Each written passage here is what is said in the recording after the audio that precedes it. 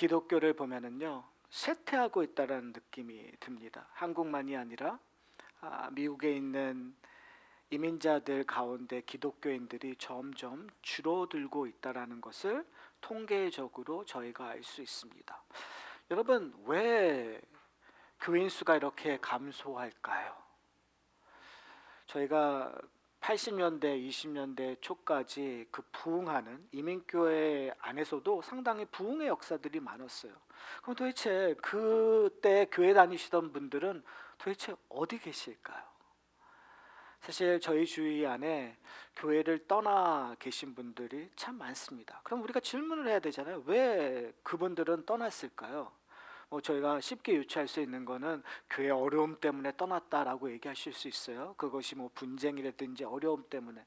그런데 여러분 잘 생각해 보세요. 우리는 분쟁을 안 겪었나요? 여러분은 교회에서 고난과 억울함을 안 당하셨나요?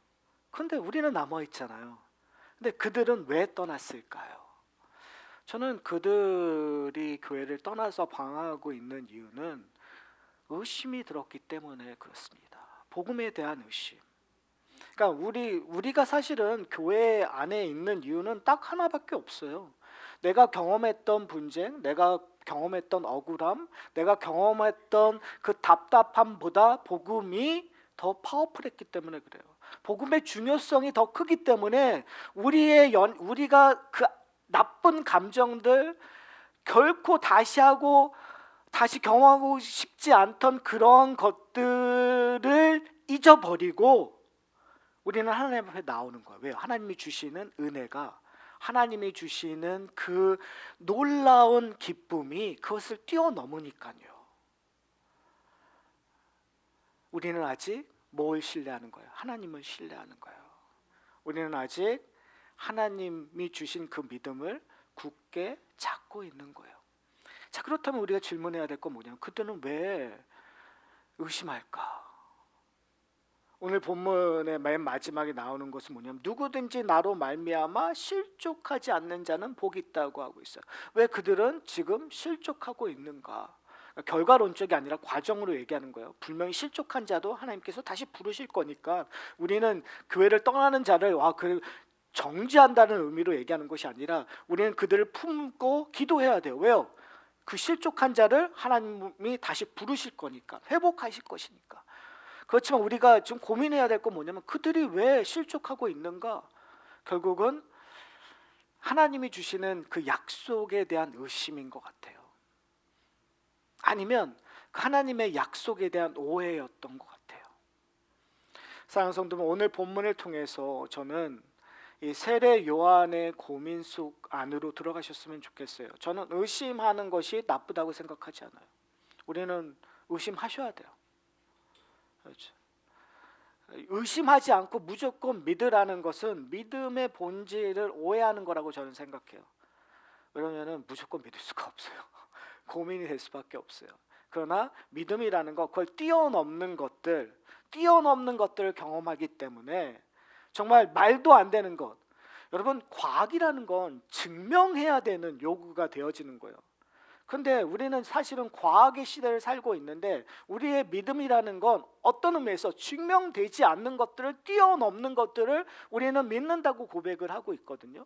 그러면 그 뛰어넘는 것들을 어떻게 경험하는가? 그리고 그 뛰어넘는 것이 어떻게 나의 모든 것을 바꾸는가에 대한 것들을 우리는 은혜라고 얘기하고 있거든요. 그러면 그 은혜 있는 자들의 고민과 의심과 실족하는 자의 고민과 그 의심의 차이점이 분명히 저는 있다고 생각합니다. 그런 의미에서 오늘 본문이 우리에게 주고 있는, 사실은 오늘 본문이 23절에서 설교는 23절에서 끝나지만 사실은 34절까지 저희가 다음 주에 조금 더 세례 요한의 어떤 의미를 조금 더 살펴보겠지만 오늘은 의심이라는 것이 무엇인가에 대한 고민을 좀 하고 그 문제를 좀 풀어가는 데 저는 집중하고 싶습니다.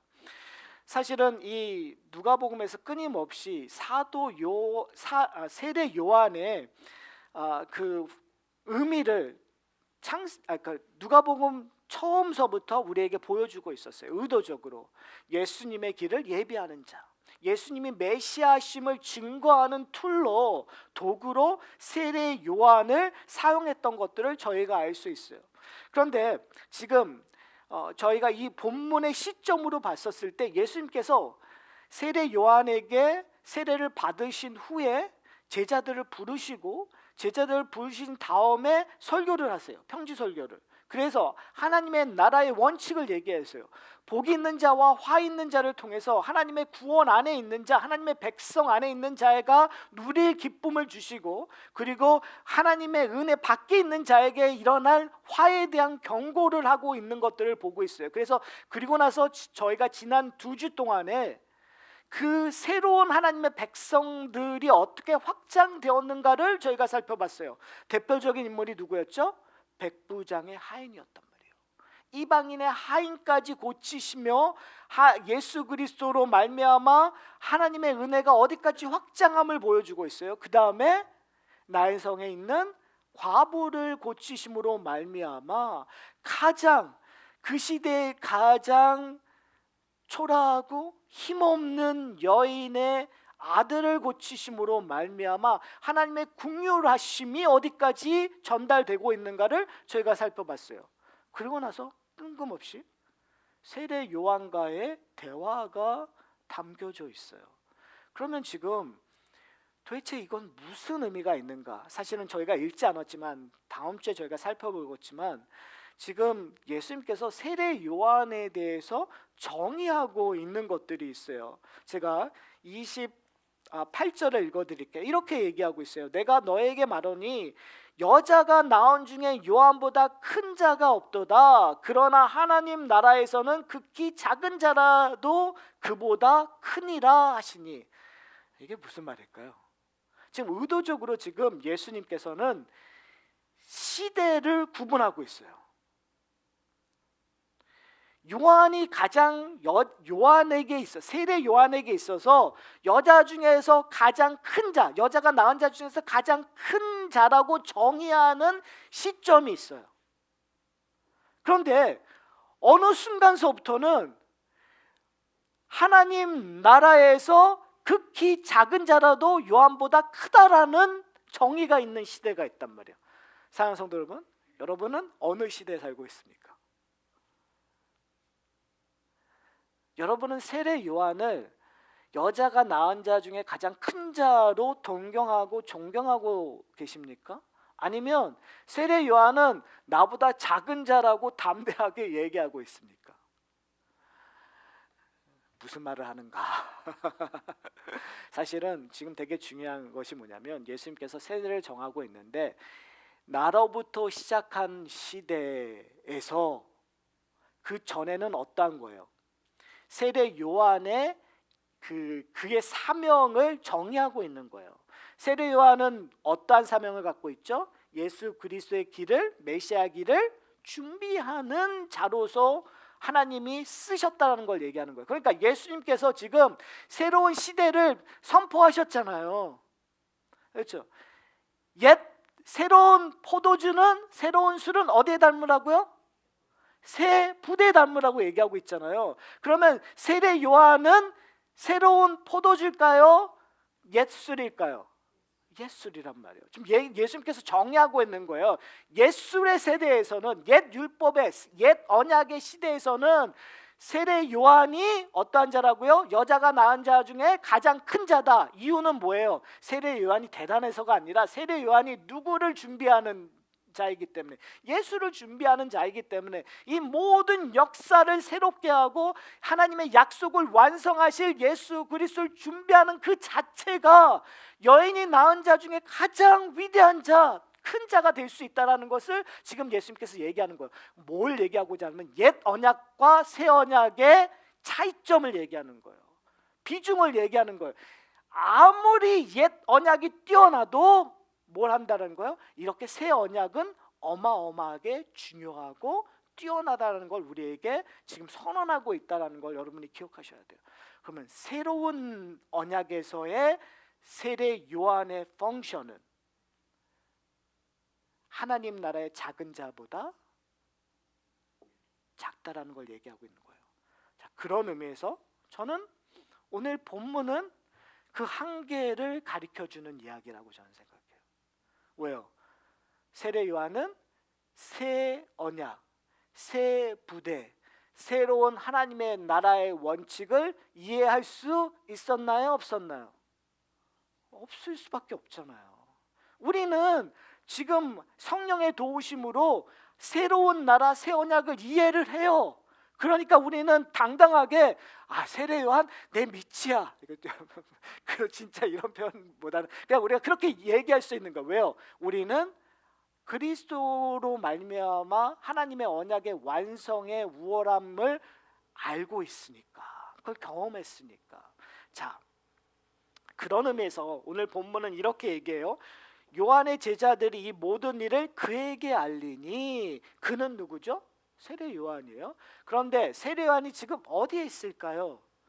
벌써 저희는 누가복음 7장에 있어요. 그런데 누가복음 3장에 세례 요한이 헤롯 왕의 미움을 받아서 지금 어디에 있다고 얘기하고 있죠? 감옥에 있다고 얘기해요. 옥에 갇혀 있어요. 그 갇힌 상황에서 지금 세례 요한은 예수님이 메시아이심을 알고 있었어요. 그런데 갇혀 있으니까 지금 정세가 파악되고 있지 않는 상황이에요. 소문은 듣고 있지만, 그런데 그 소문을 확실히 알고 싶어서 제자들에게 분명히 물어봤을 거란 말이에요. 근데 오늘 본문에서 얘기하고 있는 것이 뭐라고 얘기해요? 이 모든 일을 그에게 알렸다고 얘기해요. 자, 이 모든 일이라고 했을 때 모든, 성경에서 모든이라는 의미는 정말 아주 디테일하게 모든 걸 얘기했다라는 의미보다 상징성이 있다고 이해하시면 될 것 같아요. 뭐예요? 예수님의 행적을 이야기했다라는 단순한 의미가 아니라 그 당시의 사람들이 어떻게 예수님을 알고 있는가에 대한 내용을 얘기하고 있는 거예요. 자, 한번 잘 보세요. 바로 전에, 이 이야기하기 전에 어떠한 고백이 있죠? 저희가 지난주에 죽었던 과부의 아들을 고쳤을 때 사람들이 예수님에 대해서 뭐라고 얘기하죠? 예수님을 누구라고 얘기하죠? 벌써 잊으셨나요? 큰 선지자가 우리 가운데 있다고 얘기해요. 여러분, 큰 선지자라고 하면 어떠한 선지자를 생각한다고요? 엘리야를 생각할 수밖에 없어요. 그러니까 지금 세상 사람들은 우리에게 엘리야와 같은 큰 선지자가 왔다고 얘기하고 있는 그런 얘기를 하고 있어요. 그거는 옛 시대에 근거한 하나님의 쓰임을 받는 사람이 우리에게 났습니다라는 이야기를 지금 제자들이 요한에게 와서 이야기를 하고 있는 거예요. 자, 그렇다면 제가 세례 요한이라면 기뻐하지 않았을까요? 세례 요한이면 그가 메시아다라고 얘기하지 않아야 될까요? 잘 생각해 보세요. 구약 성경에서 항상 메시아를 상징적으로 얘기했을 때 그림자의 모습이 나왔던 사람들이 엘리야였단 말이에요. 그러면 지금 사람들이 예수를 큰 선지자 엘리야와 같은 사람이라고 얘기하면 세례 요한은 뭐라고 해야 돼요? 바로 이 사람입니다. 자기 제자를 보고 예수를 쫓으라고 해야 되는 게 맞는 거잖아요. 근데 뭐라고 얘기하죠? 19절에 보면 요한이 그 제자 중에 둘을 불러 주께 보내어 이르시되 오실 그이가 당신이오이까 우리가 다른 일을 기다려오이까 하라 하매. 이게 논리적으로 말이 안 되잖아요, 여러분. 그러면 우리가 질문을 해야죠. 그럼 왜 세례 요한이 여기서 이렇게 얘기했을까? 세례 요한이 들었던 이 모든 일은 도대체 뭘까라는 질문을 해야 되잖아요. 그럼 세례 요한이 무슨 얘기를 들었을까요? 자, 보세요. 오늘 본문에서 중요한 게 제자들이 예수님께 얘기한 두 개의 다른 타입의 이야기들이 있어요. 22절에 보면 이렇게 얘기해요. 예수께서 대답해 이르시되 너희는, 여기서 너희는 누구예요? 요한의 제자들이에요. 18절에도 요한의 제자들이 나와요. 너희는 뭐요? 가서 보고 들은 것을 누구에게? 요한에게 알리되. 그러니까 18절하고 22절은 똑같아요. 요한에게 말을 전달하는 요한의 제자들이 있는 거예요. 그렇죠. 근데 처음에는 모든 일이었다고 얘기하고, 그리고 예수님께서는 보고 들은 거를 전하라고 얘기해요. 그러니까 결국은 이 차이점이 있다는 거죠. 이 차이점에서 세례 요한은 지금 고민하고 스트러글해서 질문하는 거예요.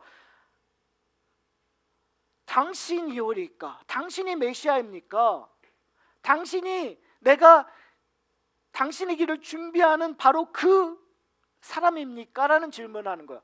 왜 이렇게 질문할 수밖에 없었느냐? 결국은 그 당시의 사람들이 예수님을 비판했었던 내용, 누가복음 저희가 앞장에서 바리새인들과 서기관들이 예수님께 비판했던 내용을 들었기 때문에 지금 세례 요한은 함께 의심하기 시작하는 거예요.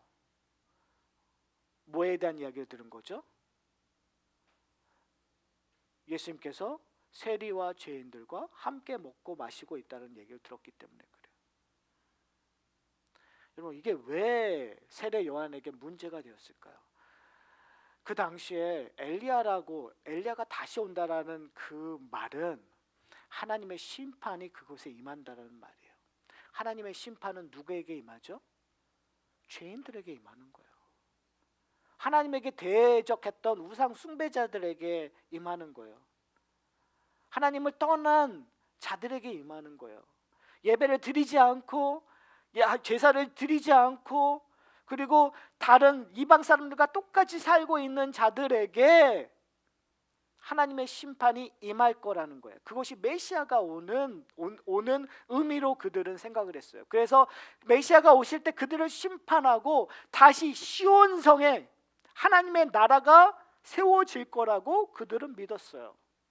그런데 지금 메시아라고 믿었던 자가 세리와 죄인을 꾸짖는 것이 아니라, 그들의 죄를 지적하는 것이 아니라 어떠한 소문이 드는 거예요.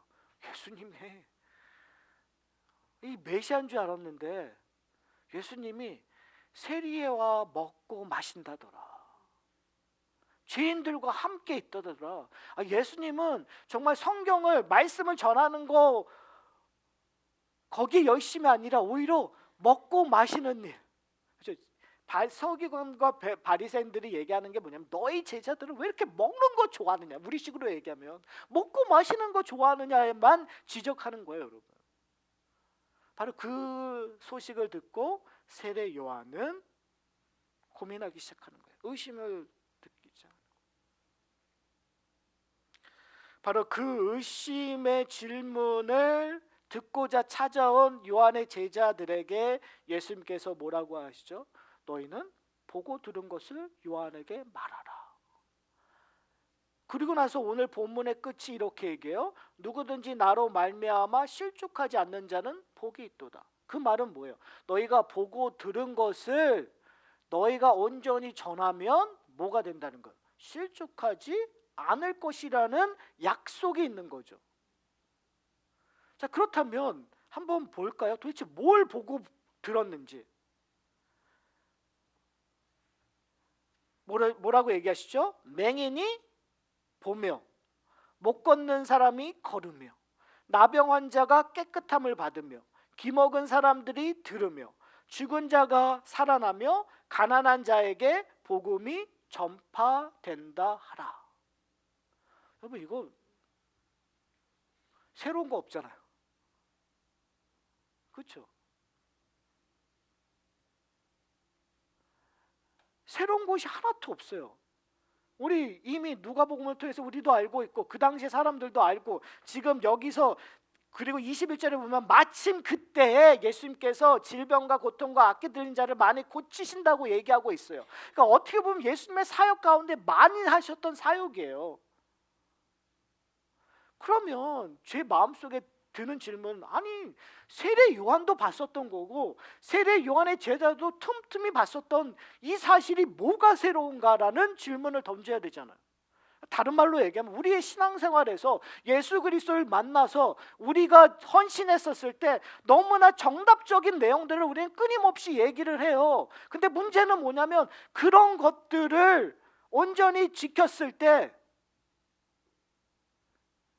우리는 실족하지 않는 것이 정답이라고 우리는 알고 있는데, 이렇게 보니까 다들 실족했더라고요. 그래서 교회를 떠났더라고요. 그렇잖아요. 새로운 게 아니에요. 이미 교회 안에서는 끊임없이 서로 사랑하라, 긍휼하라, 너희가 하나님의 나라를 위하여 너의 열심을 다하라는 얘기를 수도 없이 했고 교회 안에서 보여줬어요. 그런데 어떤 사람들은 실족해서 떠나는 일들이 일어났고, 근데 왜 예수님께서는 이 이야기를 하냐라는 거예요. 도대체 이 의미는 뭐냐라는 거예요. 제가 아까 처음에 설교를 시작했을 때 바로 여기서 옛 시대와 새 시대가 구분이 된다는 얘기를 말씀을 드렸어요. 옛 시대는 어떤 의미죠? 이 모든 일들이 정죄의 툴로 사용되는 거예요. 심판의 툴로 사용될 수밖에 없어요. 세례 요한은 끊임없이 회개하라, 천국이 가까웠다고 얘기해요. 근데 회개하라, 천국이 가까이 왔다라고 얘기하기 전에 그 대상자에게 외치는 말이 하나 있어요. 뭐라고 얘기하죠? 독사의 자식들아 라고 얘기하고 있어요. 다른 말로 하면 이 사탄의 자식들아, 다른 말로 하면 이 죄인들아. 여러분 제일 듣기 싫은 얘기가 뭐예요? 우리를 죄인이라고 막 얘기했었을 때 여러분 듣기 싫어하는 거잖아요. 근데 어떻게 보면 그게 옛 언약의 툴이었다는 거예요. 세례 요한은 그걸 너무나 열심히 잘 지켰어요.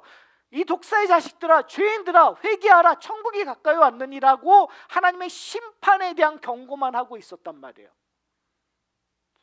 근데 그 말씀을 전했던 자가 궁극적으로 고민하는 건 뭐냐면, 아니 심판을 받을 자와 함께 먹고 마시는 예수님 때문에 고민하고 있었던 거예요. 근데 예수님께서는 뭘 보여주시냐면, 뭘 보여주시고 있는 거죠? 병 고치는 자들을 보여주는 거예요. 그러니까 여러분, 이거는 병 고침을 보여준다는 건 단순히 신유의 은사, 병 고치는 사역이 중요하다라는 얘기를 하는 거가 아니겠죠. 만약에 새 시대가 병 고치는 사역이 중심이라면 우리 이러고 있으면 안 돼요, 여러분. 제가 이러고 있으면 안 돼요. 제가 뭘 해야 되는 거예요, 여러분에게? 안수기도를 하고 돌아다녀야 돼요. 안 그럴까요? 그러니까 그것이 목적이라면, 지금 예수님께서 얘기하고 있는 우리 가운데 소위 말해서 맹인들이 눈을 뜨는 일들이 일어나야 교회가 교회됨을 증명할 수 있는 거잖아요. 안진뱅이가 걸어나야, 그렇죠? 이런 놀라운 일들이 일어나야, 심지어 죽은 자가 살아나야 교회가 교회됨이 드러나는 거잖아요. 근데 지금 예수님께서 그 이야기를 하고 있는가? 아니라는 걸 우리가 어떻게 얘기할 수 있어요? 그거는 바로 예수님의 설교 때문에 그래요. 지금 여기서 얘기하고 있는 실족하지 아니하는 자는 뭐가 있다고 얘기하죠? 복이 있다고 얘기하고 있어요. 이러한 예수 그리스도께서 하시는 일들은 복 있는 자에게 주어지는 일들이에요. 근데 예수님께서 복 있는 자를 어떻게 정의하셨죠? 가난한 자는 복 있다고 정의해요. 가난한 자에게 복음을 전파하셨어요. 줄인 자에게, 그리고 우는 자에게, 버림받는 자에게. 여러분 한번 잘 보세요. 나병 환자는 버림받은 자예요. 과부는 먹고 사는 거에 문제를 갖고 있던 자들이에요. 여기 있는 자들은 다 가난하고 줄이고 울을 수밖에 없는, 자기의 질병 때문에 울 수밖에 없고 버림받을 수밖에 없는 존재들이에요. 근데 그들에게 뭘 베푸시는 거죠? 하나님의 은혜를 예수님께서 베푸시는 거예요. 그 하나님의 사랑과 긍휼하심을, 그들에게 자비하심을 베푸는 거예요. 그 일을 하기 위하여 예수님께서 오신 거예요. 그것이 새 언약이에요. 그것이 새로운 도래예요. 바로 예수님께서 그 일을 하시는 거예요. 그로 말미암아 이 병고침의 사건, 지금 예수님께서 하시는 일을 보는 자들은, 그 참된 의미를 아는 자들은 실족할 수 없는 거예요. 복을 받는 거예요. 근데 만약에 우리가 이러한 복을 거부하고 내가 부유한 자들에게 위하여, 내가 배부르기 위하여, 내가 웃기 위하여, 다른 사람의 인정받기 위하여 지금 예수님께서 하신 것들을 무시하는 순간, 예수님께서 하시는 일에 의심을 갖는 순간, 우리는 뭐 할 수밖에 없는 거예요? 실족할 수밖에 없는 거예요. 사랑하는 성도 여러분, 왜 교회를 떠난 사람들이 이렇게 많을까요? 저는 교회에서 싸워서 떠난 거 맞을 수 있겠지만 그게 진정한 의미는 아닌 것 같아요. 여러분. 교회 상처받아서 떠나는 거 그게 진정한 의미는 아닌 것 같아요. 진정한 의미는 예수님을 온전히 알지 못했기 때문에 그래요. 예수님을 통해서 내 문제를 해결하기 위하여 교회를 다녔기 때문에 그래요. 예수님은 뭐라고 얘기하고 계시는 거예요? 예수님은 너희는 가난한 자가 되라. 너희는 줄인 자가 되라. 너희는 우는 자가 되라. 너희는 버림받는 자가 되라고 얘기해요. 누구 때문에? 예수님 때문에. 근데 우리는 교회를 내가 배부르기 위하여, 내가 인정받기 위하여, 예수님 없이 내가 잘 되기 위하여 뭐처럼 옛 언약처럼 바리새인들처럼 서기관들처럼 그냥 종교적인 열심이 교회 생활을 하게 만들었을 때 그거와 다른 일들이 우리 가운데 일어나게 되면 교회에게 상처를 받는 거죠. 그러면 어떻게 돼요? 실족해서 떠날 수밖에 없다라는 거예요. 자, 그렇다면 우린 질문을 해야 돼요. 그들을 어떻게 회복할 것인가? 그렇잖아요. 여러분, 교회를 떠났으니까 너희가 무지해서 너희 잘못이야, 이제는 정령 돌아오지 마, 이게 말이 됩니까? 그렇지 않잖아요.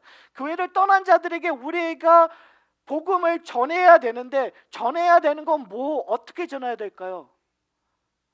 우리 교회는 틀려요. 우리 교회는 정말 열심히 하면 서로 사랑하고, 우리 교회는 우리 교회는 우리는 다른 사람이야, 다른 일들을 할 거야라가 그들에게 대안이 될까요? 저는 대안이 안 된다고 생각해요. 다시 실족하게 하는 근거가 될 수밖에 없어요. 왜요? 거기에는 뭐가 빠졌으니까요. 예수님께서 하신 것을 보고 듣지 않았기 때문에요. 저는 여기에 차이점이 있다고 생각합니다. 교회가 회복되기 위해서, 우리가 실족하지 않기 위해서는, 우리가 복을 받기 위해서는 뭘 경험해야 돼요? 우리가 맹인이었다 보는 것을 경험해야 돼요. 우리가 못 걸었는데 걸은 것을 경험해야 돼요. 우리가 나병 환자였는데 깨끗함을 경험하셔야 돼요. 우리는 귀 먹었다가 이제 들을 수 있다라는 사실을 경험해야 돼요. 우리는 죽었는데 살아나는 것을 경험해야 돼요. 우리는 복음을 들을 값어치가 없는 존재였는데 그 복음을 들을 수 있다라는 그 놀라운 은혜를 경험하셔야 돼요. 오로지 그것만이 실족한 자들에게 전달할 수 있는 복음의 근본이라는 사실을 우리는 기억해야 돼요. 그러기 위해서, 복음을 전하기 위해서는 복음을 경험하셔야 돼요. 사랑하는 성도 여러분, 우리는 무엇을 경험하고 있습니까? 여러분의 친구들에게, 교회 밖에 있는 사람들에게, 교회에게 실망해서 교회를 떠난 사람들에게 여러분 모든 일에 대하여 얘기할 수 있어요. 첫 번째, 요한의 제자들이 요한에 찾아가서 모든 일에 대해서 얘기를 했대요. 교회 생활에 대해서 얘기할 수 있어요. 예수에 대해서 얘기할 수 있어요. 모든 얘기를 할 수 있어요. 사형리로 전도할 수 있어요. 우리가 전도를 배워서 우리의 지혜로 다 얘기할 수 있어요. 그런데 그러면 세례 요한이 답했던 것처럼 그가 정말 예수냐라고 하는, 아니면 내가 다른 구주를, 다른 종교를 찾아야 하냐는 그 정도의 답변을 받을 수밖에 없다는 사실이에요. 근데 우리는 뭘 전해야 되죠? 우리가 경험한 복음을 전해야 돼요. 나에게 베푸신 긍휼을 전해야 돼요. 사랑하는 성도 여러분, 우리의 가정이, 야산학교의 공동체가 다시 돌아가야 될 곳은 바로 여기에 있습니다. 보고 들은 것을 알려야 돼요. 여러분은 무엇을 보고 있습니까? 여러분 무엇을 듣고 있습니까? 하산학교의 공동체는 무엇을 보고 무엇을 듣고 계십니까? 우리 가운데 우리의 자랑의 거리들을 전달하고 싶습니까? 아니면 예수 그리스도를 전달하고 싶습니까? 여러분, 이건 엄청난 차이가 있다고 생각합니다. 우리의 자랑의 거리는 우리가 잘난 것만 전달할 수밖에 없어요. 한번 저희를 볼까요? 우리가 상대적으로 자랑할 수는 있을 것 같아요. 그렇죠? 뭐 하도 교회가 너무너무 어지럽고 흔드니까 그래, 대부분 잘못되는 교회보단 그래, 우리 교회가 그래도 괜찮아라고 자랑할 수 있을 것 같아요. 이런 면에서 우리 교회는 다른 교회보다 뛰어나라고 자랑할 수 있을 것 같아요. 한다면. 근데 여러분, 그게 무슨 의미가 있을까요? 그걸로 실족된 사람을 살릴 수 있을까요? 그걸로 그 사람에게 예수 그리스도를 증거할 수 있을까요? 정말 심각하게 우리가 고민해야 될 것은 뭐냐면, 과연 우리는 예수 그리스도와 만나고 계십니까?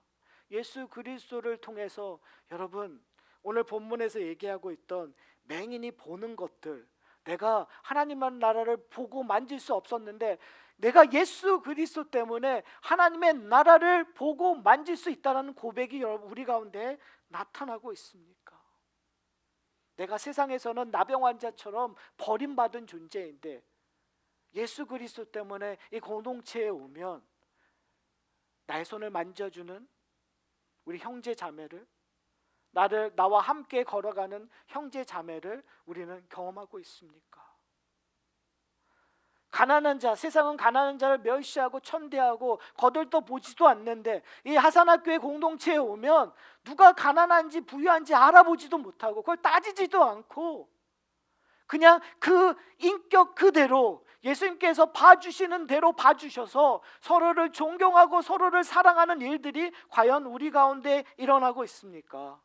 일어나고 있다면 저는 개런티할 수 있을 것 같아요. 교회 상처받은 자들에게 우리는 복음을 전할 수 있다. 그 실족한 자들에게 가서 함께 우리와 일어나지 않겠습니다라고 손을 내밀 수 있는 자들이 되었다는 것을 우리는 알 수 있다고 저는 생각합니다. 사랑하는 성도 여러분, 여기서 중요한 거 있습니다. 우리의 힘으로 눈이 띄어지지 않아요. 우리의 힘으로 걸을 수 없어요. 우리의 힘으로 깨끗할 수 없어요. 우리의 힘으로 들을 수 없어요. 우리의 힘으로 살아날 수 없어요. 근데 누구의 힘으로는 가능하다고요? 예수 그리스도의 힘으로 가능하다고 얘기해요. 예수 그리스도가 십자가에 달려 죽으시고 부활하시고 승천하셔서 지금 하늘 보좌에 앉아 계시기 때문에 우리에게는 불가능하고 우리에게는 버겁고 우리가 하기 싫은 일이지만 성령을 통해서 우리에게 그 일들을 하게 하신다는 사실을 경험하고 고백하는 저와 여러분이 되시기를 소원합니다. 사랑하는 성도 여러분, 이런 의미에서 경험은 행위가 아니라 은혜입니다. 우리가 손을 내밀고 우리가 전달하는 것이 행위가 아니라 은혜임을 서로에게 고백하는 하사나 교회의 공동체가 되기를 소원합니다. 우리 함께 기도하시겠습니다. 우리 함께 이 시간 좀 고민하는 시간이 되었으면 좋겠어요. 정말 세상은 어떤 의미에서 의심하고 그리고 교회를 떠난 자들이 우리 주에 참 많습니다.